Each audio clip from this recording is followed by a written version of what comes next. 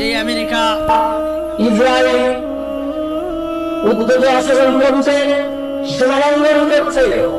এর আগে কাসাস ছিলেন ফিরআউন, হামান, কারণ নমরুদ, এ সমস্ত জাতির লোকেরা তারাও উদ্ধত হয়েছে, ঈমানদারদের সাথে খারাপ ব্যবহার করেছে।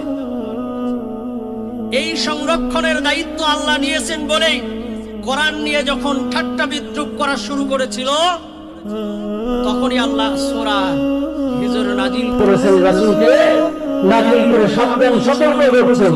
পৃথিবীতে এখন এই কোরআন নিয়ে ঠাট্টা বিদ্রুপ করে, আর ঠাট্টা বিদ্রুপের পরিণাম হিসাবে আল্লাহর পক্ষ থেকে গজব নাজিল হয়, সেটা এখনো দেখা যায়।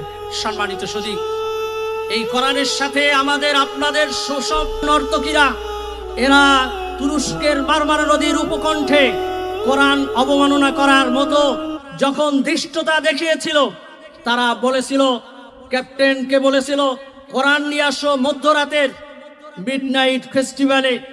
এই কোরআনকে তারা অবমাননা করছে, লাঞ্ছিত করার জন্য, মুসলমানকে অপদস্থ করার জন্য পরিকল্পিতভাবে সেই নগ্ন অর্ধনগ্ন মিডনাইট ফেস্টিভ্যাল অবসরপ্রাপ্ত সৈনিকদের, সেনাদের অনুষ্ঠান, বিদায় অনুষ্ঠান আমরা করি।